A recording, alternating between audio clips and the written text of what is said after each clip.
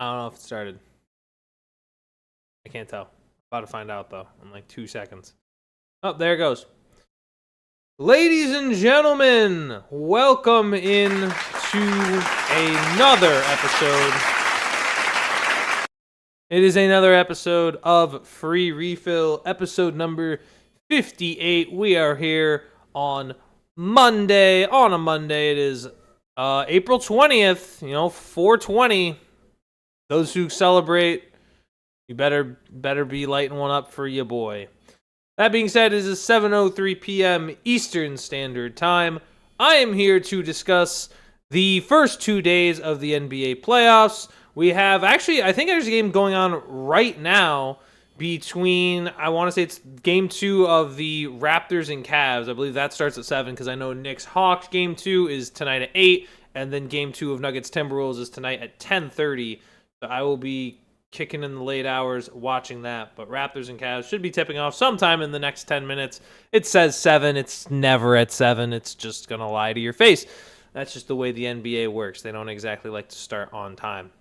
But we're going to be talking about the games that happened over the past weekend. I want to talk about a specific trade that happened in the NFL. And then I got to talk about a particular clown that really much upset me on Friday night.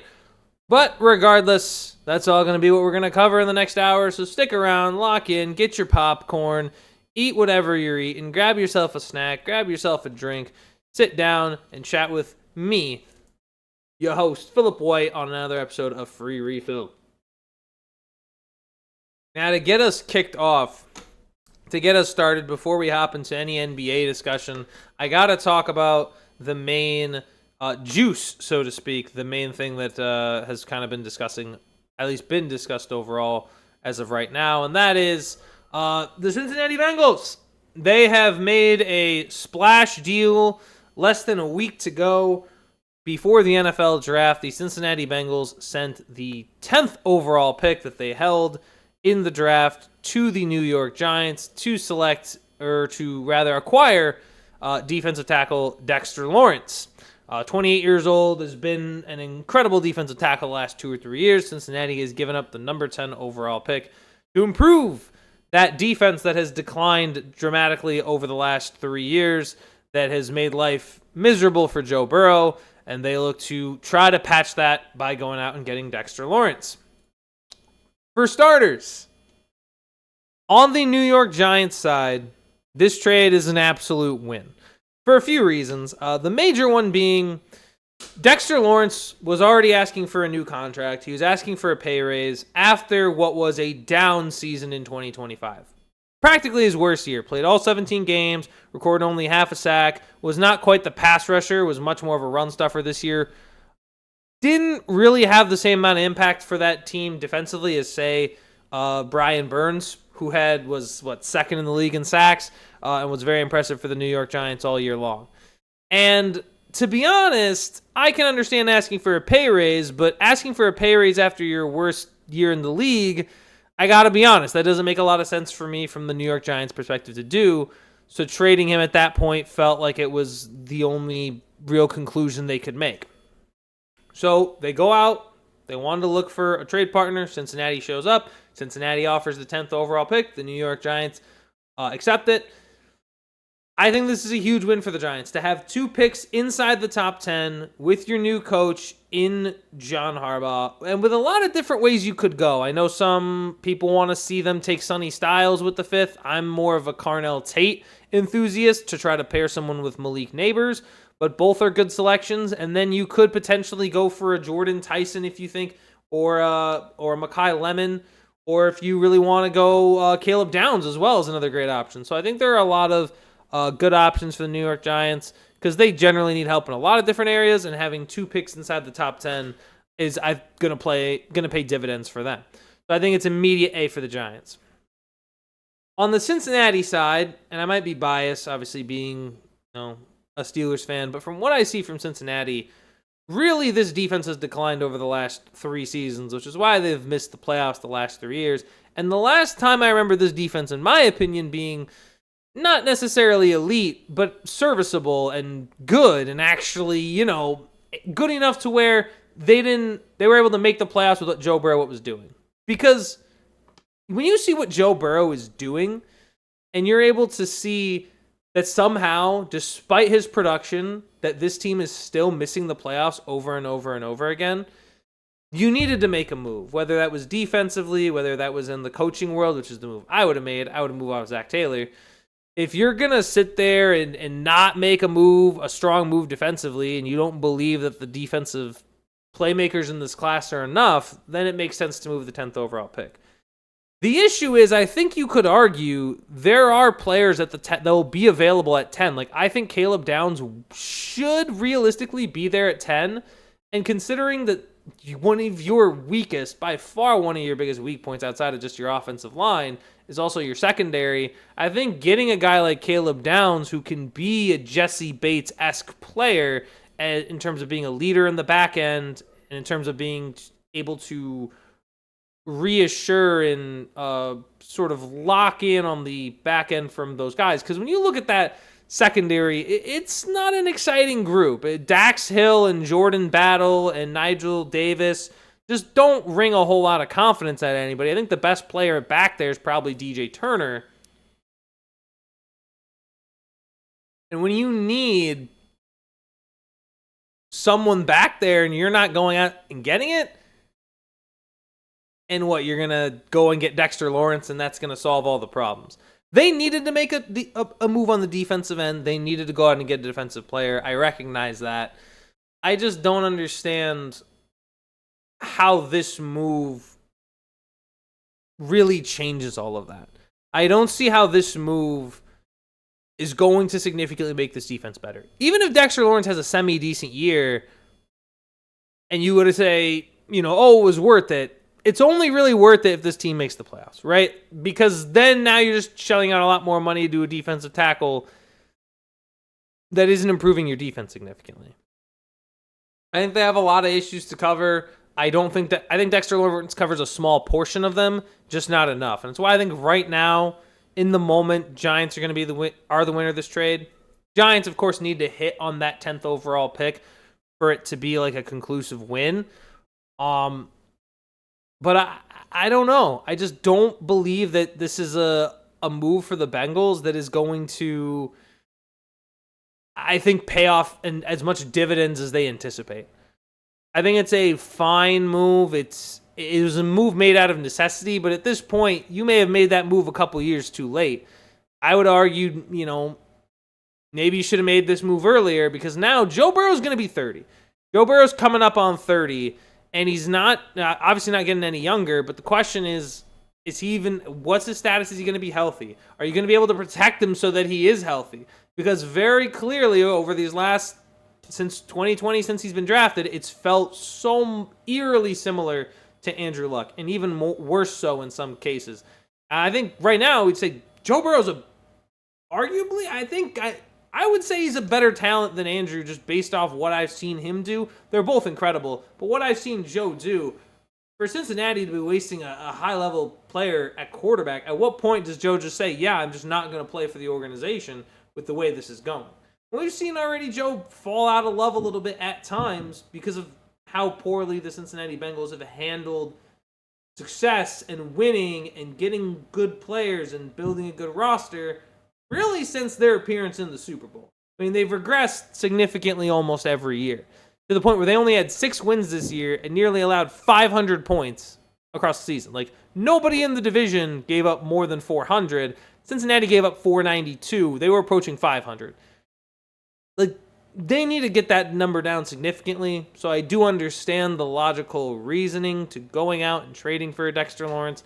I just don't see it working out in the short term for them because I think you could have gotten a high-level safety for years to come in the form of Caleb Downs. That's my take. And I think and the other important thing to understand is from a defensive perspective, obviously I think a lot of people would say you need to build from the ground up. But if you were a team like Cincinnati and you look back in retrospect 3 years from now, I think it's pretty obvious you pay Jesse Bates. I think if you pay Jesse Bates, I don't think you missed the playoffs at all the last 3 years. I really don't. I think Jesse Bates is that good of a safety to where he has such a large impact. I mean, look what he's done in Atlanta. Atlanta hasn't won many games. That's because Atlanta's quarterback situation has been a combination of what? Desmond Ridder, Kirk Cousins, Michael Penix. It hasn't been as high quality as it could be with a Joe Burrow. So I think if you put that into perspective and Jesse Bates remains a Bengal, you're looking at I'm just saying, you're looking at a much different outcome, I think, over the last 3 years. 2020 hindsight being the factor there. We'll see where it goes. At the very least, Dexter Lawrence helps you deal with the biggest threat in the division, which is going to be Lamar Jackson and Derrick Henry again, at least offensively, because Quinshon Judkins coming off, a broken leg. Hopefully he can come back and he's fully healthy. But again, that can be tough for a second-year running back to do. Pittsburgh adds Rico Dowdle and Jalen, obviously adds Rico Dowdle, has Jalen Warren. Maybe Caleb Johnson comes on strong, but, I guess that helps you there in terms of stopping that running game. And then, of course, the big problem, though, is going to be the Ravens and Derrick Henry and Lamar Jackson and slowing them down. That's going to be where a lot of that is majorly focused, I would say, so to speak. Regardless, I see it as a win for the Giants more so than I do the Bengals.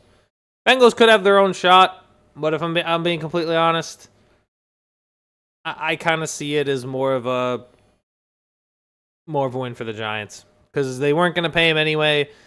He's not getting any younger, and I think at this point they have enough players on the defensive line where they can afford to lose someone like Dexter Lawrence. So Sexy Dexy makes his way to Cincy. Sexy Dexy and Cincy. That kind of has a nice little ring to it, but we'll see where it goes.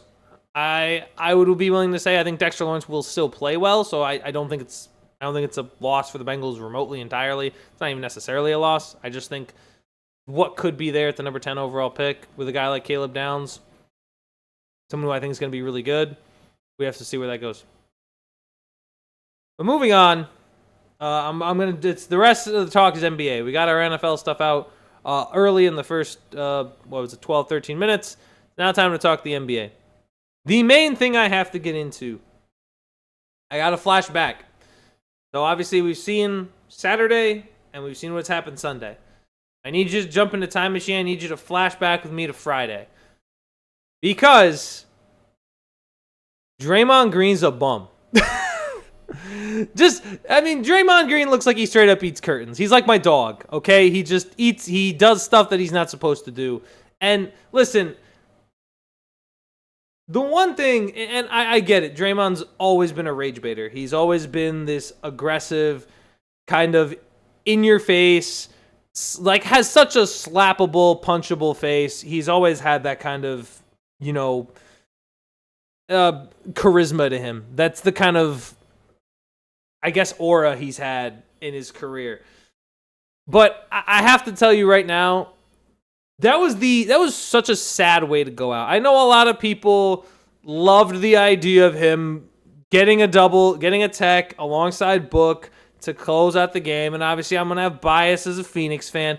But my God, dude, can we just sit here and establish that Draymond's kind of a bum for that? All right, as somebody who preaches, what was it? He was commenting about the LaMelo Ball pulling down Bam. And was like, oh, he obviously didn't intend to hurt him. Obviously, I know these kind of things, right? He obviously didn't mean to get Bam hurt or whatever. Meanwhile, we got Draymond straight up trying to punch Devin Booker in the final minutes of a play-in game where he is trailing by over 15 points with a minute to go. You got no business, dude. What? Why? What's the point? How is it that your legacy is going to be continuously shot in the foot over and over again? This is what's just going to happen. Your legacy is you're just taking a full axe and just decapitating it. At this point, you're going to be remembered as the fifth most important player. Not fifth most important player, but the fifth most important piece of the Warriors dynasty. And I know people will say, listen, man, you can't disrespect Draymond's defense. Sure I can. Draymond's a better rage baiter than he is a better defender. I know better defenders that don't rage bait like this much. Like, the fact that that's how you're going out and like, you're happy about that, like, you must eat paint chips. There's just no other explanation. You do not eat normal food. You eat, like, drywall. You're out at your house. Like, I think there are, if you go and walk into Draymond Green's living room, you'll see, like, cartoonish, like, bites out of the couch. Like, it's like an episode of Courage the Cowardly Dog where, like, the monster just straight up bites the couch and you can see the bite outline. That's what it looks like. There's no way Draymond is eating, like, the things we are eating. He's eating dirt. Which makes sense because he already looks like a donkey. But this idea of, my God, I don't understand it. I don't understand how you can be this so full of yourself. To be as full of yourself as he is, it just doesn't make any sense to me. Like, we can even, here, I'll pull this up right now because I just need to, like, the entire technical foul, the whole lot of it is terrible. It's a nightmare. Draymond, yeah, I was looking at it earlier. Hold on. It's just, it's so absurd. This entire sequence is just ridiculous. Hold on. The entire sequence.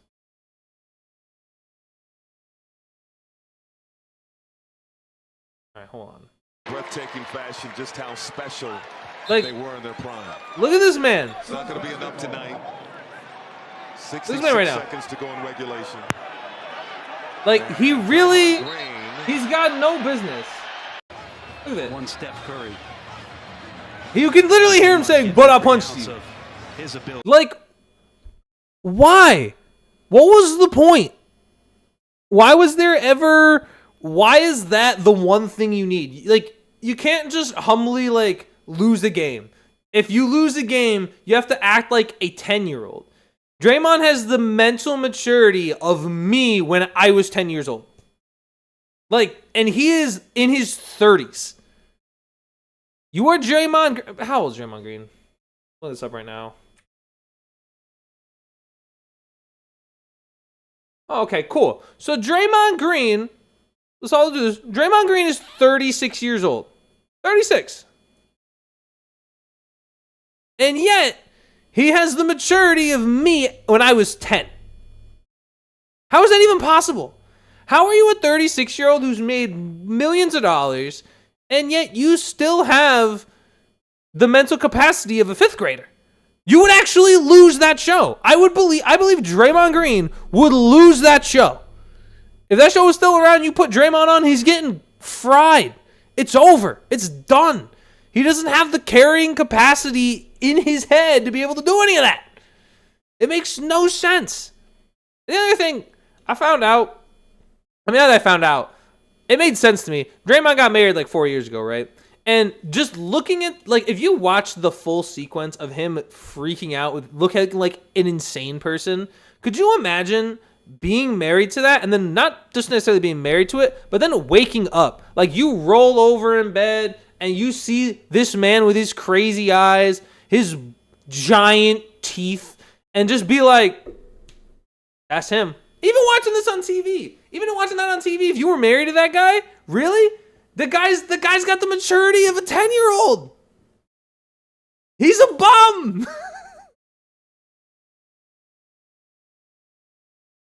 It's wild. It doesn't make any sense whatsoever. It makes zero sense to me. I'd be annoyed. I'd be annoyed if that was that every single time. I'd be so upset. And you know what? Thank goodness I never have to say those words, that I'm married to Draymond Green. I'm glad I don't. Someone has to. Someone does. And like, it's like, I think, what I saw like a short where they were like doing different greens. And it was like, do they find him conventionally attractive? And do women find him, like, people find him attractive? And he was like, yeah, kind of. I think it was the breadbasket was doing a short on it. And then I found out the answer was Draymond. I'm like, what are you talking about? Who's into that? Who's into the giant denture replacement theory? Who's into it? Couldn't be me. I gotta stop, man. I gotta move on. I gotta move on. I'm gonna lose blood cells. Anyway, the other thing I guess about the play-in that I was also shocked me. Poor Charlotte. You know, I really, in my heart of hearts, not even my heart of hearts, in my heart, my brain, everything told me Charlotte should beat the Magic. Based on what the Magic looked like against the 76ers. Based on what the Charlotte Hornets looked like against Miami. Based on the fact that there was going to be an unlikely scenario that LaMelo and Concaniple were going to be that bad from three again. And hilariously, somehow, they were worse. And I mean, listen, I think Charlotte could be a team that maybe takes the leap next year. I think they definitely need to have more than just we just shoot up threes. I think they definitely need to build their game a little bit more. That was gross. And I mean, a lot of these early playoff games haven't exactly been close games, but overall, from the Charlotte Hornets perspective, I don't know. I expected more, and I think a lot of people expected much more out of Charlotte in general and just didn't get it. They didn't get what the Hornets were supposed to do. Right? Like the Hornets were supposed to play better than they did. And like LaMelo, I mean, definitely better in the second half, but at that point the damage was done. That first half was just so atrocious that there was no way to come back from that, especially with the way the Magic were playing that physically. And hey, I told Paolo Banchero, I told him on Thursday, hit the baseline if you want to have a shot. And he's done that not once, he's done that twice. So he's definitely bounced back. It's going to be an interesting conversation just depending on, I think also, I don't think it happens, but in the event, and I'll pause on this and actually just jump into that game as well, because that game was just phenomenal. Not just beating the Hornets the way they did, but then being able to go into Detroit in game one to upset the Pistons the way that they did. In fact, I'll jump to that screen right now. The way they kind of went in and kind of hit the Pistons in the mouth early. Like, they were up 18-5 in the first, and it was like, wow, okay, Magic actually looked good here. And the most fascinating thing is that Detroit pushed and pushed and pushed, and the Magic just responded to every single run that the Pistons made. And really, when I say Pistons, I really mean Cade Cunningham, because he had 39 points. But I gotta say, credit to Paolo. He was also very good passing the ball as well. Just overall, very impressive. Especially when you consider that Desmond Bane was kind of locked up by Ausar Thompson. It was an overall very well played game for an 8-seeded Magic team that I think after the game against Philadelphia, pretty much everyone had written off as done, right? Like, oh, they're just going to get swept. And then to win game one the way that they did, they never lost the lead. And to win by 11 against a 1 seed who won 60 games in the regular season, I mean, wildly impressive stuff from Paolo, from the whole Magic roster. And I think this was an issue that I thought would show up much more against, say, the Hornets, just because of how much they're able to shoot the ball. But Detroit has some very clear issues with their starting lineup. When you look at, obviously Cade is great, and Cade played great, but Jalen Duren getting basically benched for the last stretch in the fourth quarter doesn't feel good. The combination of Thompson and Duncan Robinson is contradictory. Not that it's contradictory, but the reality is one of them is essentially useless on the other side of the court, right? Like, Ausar is very good defensively, and Desmond Bane couldn't do a whole lot. But then offensively, he's non-existent.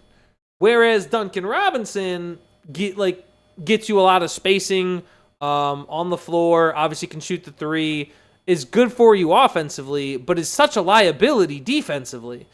It's not well put together. And then watching Tobias Harris was a big issue as well all night. So if you're looking at the Pistons and saying, like, when you just look at that rotation, it doesn't mesh well. It's not cohesive, and it's got to lead to, depending on what happens. I mean, maybe this is an overreaction. Pistons win the next 4, and we don't have this conversation anymore, and it was just a one-off thing by the Magic.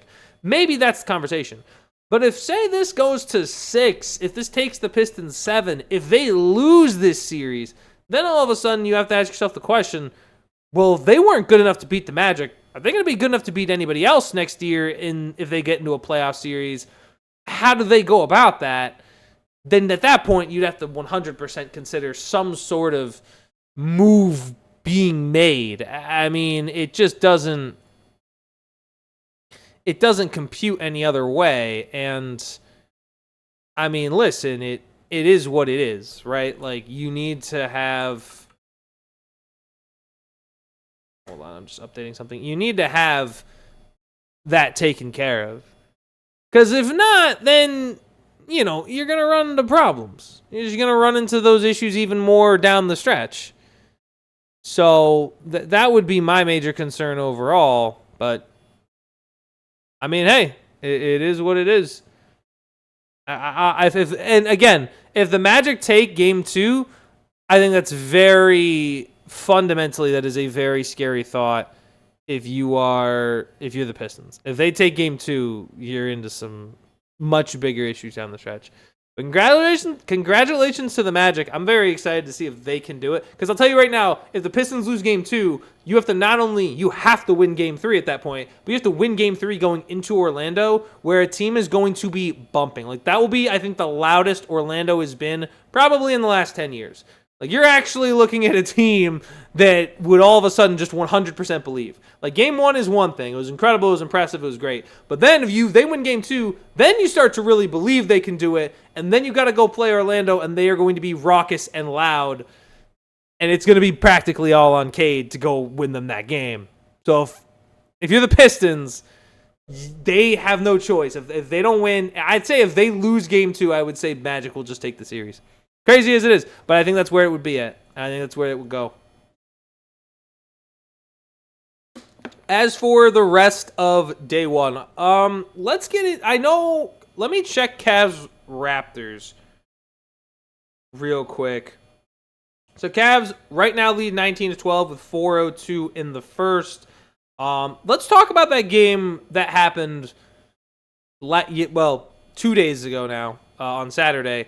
Cavs beat Raptors. A couple notes, couple takeaways. Evan Mobley finally living up to, living up to what we know he can do, but especially now, not so much being as underwhelming as he was in the regular season. There was a lot of issues in the regular season, him not quite being the guy, thinking he could be like a defensive player of the year candidate. Did not quite live up to those expectations, and now we're kind of getting to see, okay, he's starting to gather it, starting to get loose, starting to play like that guy. Mitchell and James Harden were great together, both scoring and passing. And then, and Max Strus as well, also being a huge contributor as well to the Cavs. Very scary team, especially, and I think they are also now, it's hard to not look at, say, like, oh, look at Detroit kind of throwing over there. I don't think they'd mind seeing the Magic if the Magic go through, but maybe the adrenaline there would just be maybe too much, and maybe the Magic would have too much steam going if they were to get through. But honestly, I think the Cavs are very scary if Donovan Mitchell and James Harden are playing the way they are. But the issue for the Raptors, and it's going to be a problem tonight too, which is why I think the Cavs are going to win this game. I mean, I say that because they're up 7, but also I just think they're going to close out and win, is because Raptors don't have Quickley, and not having Emmanuel Quickley on the floor matters significantly, because we saw what happened when someone like RJ Barrett tries to do that. Not good. It was not good overall. I had too many turnovers. Brandon Ingram and RJ can score, but if Scotty Barnes can't, be a distributor in the time that Quickley's out, you run into an issue and you end up getting down into those holes. Like it happened in the third quarter. Like Raptors were keeping it close in the first half, And in the third quarter, Cavs go on a 21-6 run, game's over. Game's dead because at that point, Toronto couldn't keep up. They couldn't get out of their own way. That game was much closer than I think people want to say. I think people just look at the final score and think, it wasn't that entertaining. But that was it. That run was a huge determining factor in that game. And if you don't commit nearly as many turnovers to allow that to happen, then you're looking at, well, all right, you could have actually had a game. But with Quickley being out again for game 2, I just think it's going to be very difficult for Toronto to really compete in this series. Especially if Quickley's not back for like a game 3 coming back at home, the series could very quickly fall to 3-0 in the Cavs' favor, just because of how well Donovan Mitchell and James Harden have been playing together, especially in game 1. Too much. It's too much, I think, for the Raptors to overcome. But good start from Cleveland in game 1. The other 2 games in the East that we saw this weekend, 76ers, hey, guys, start looking for arrangements to Cancun because that series is over. That series is done, especially if the longer Embiid takes to come back in that series, the worse it's going to get.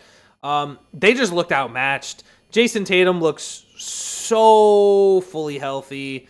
Jaylen Brown, I remember, didn't have a great first half from when I was able to watch, and yet somehow Celtics are still up 30. Like, you actually got a bad game out of Jaylen Brown, and yet you were it just wasn't enough, right? So I think 100% if I'm the 76ers, probably packing my bags for Cancun at this point. I mean, maybe it could have been an interesting series if Embiid's playing, and maybe it's a bit closer, but it's just not. It's such a gap between those two. It's just not going to change much. I don't think much changes throughout the rest of the series. I think Jaylen Brown will play better. Jason Tatum is already playing incredible. When you think of, and I feel really happy for Tatum. On the other hand, I feel bad for Tyrese Halliburton, considering that Achilles injury in the finals goes down, and now back in February comes out that he's dealing with shingles. So that's another problem. I mean, it's just completely different recovery paths, and I feel so bad for Tyrese, and I want him to get back healthy next year, but shingles definitely going to delay that process a little bit. But I hope Tyrese can get back healthy. Pacers can be in the mix once again, especially after they trade for Zubac. That could be they can make their way right back into the playoffs and be exciting next year. And then finally, to close out the East games that happened this weekend, Knicks-Hawks. Jalen Brunson masterclass. Of course, the Garden was loud as it always is come playoff time. It's a different environment there. It's a different Garden there in the Garden. It's such a. I mean, having been there for a game once, it is very much a different environment. Knicks just played better. I think Jalen Brunson had a great game, but also the one issue with Atlanta, the only way they can really beat the Knicks is if their wings play well, and they didn't. They just had too many issues. Like when Mikal Bridges, the combination of Bridges, OG Anunoby, and Josh Hart were all better than Jalen Johnson, than Dyson Daniels, than Nickeil Alexander-Walker. That needed to be the difference in the game because you really don't have – because you know what Cat's going to do. You know what Jalen Brunson's going to do. But if you don't have those wings playing at an effective level or at least an equal to above level of the Knicks wings, then you're just going to lose. And that's exactly what happened. The Jalen Johnson and Dyson Daniels struggled mightily. It's just too much. You can only beat so many teams on the power of friendship. I don't think the Knicks are one of them. As much as it would be kind of funny to see the Hawks beat them again in the playoffs, this is a way different scenario. Back then, you're looking at a much more talented Hawks roster in comparison to a Knicks roster that was throwing Elfrid Payton out there.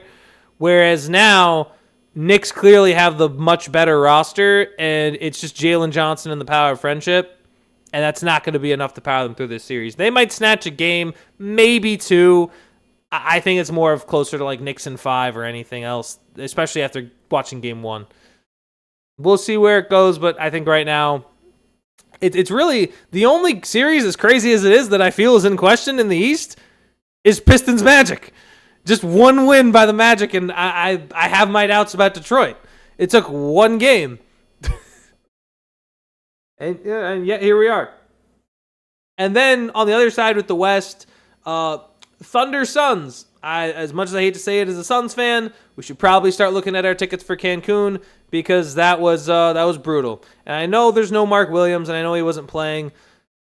But Jordan, listen, Mr. Ott, Coach Ott, you got to be playing. You can't play small ball all the time. You just can't. I don't care how. I don't care that you want to like develop Mulak the right way or like you don't trust Iguodala enough. It doesn't matter. You have to play some sort of lineup where you have bigs because, and I get it. It's definitely our weakest position, like our weakest area, but.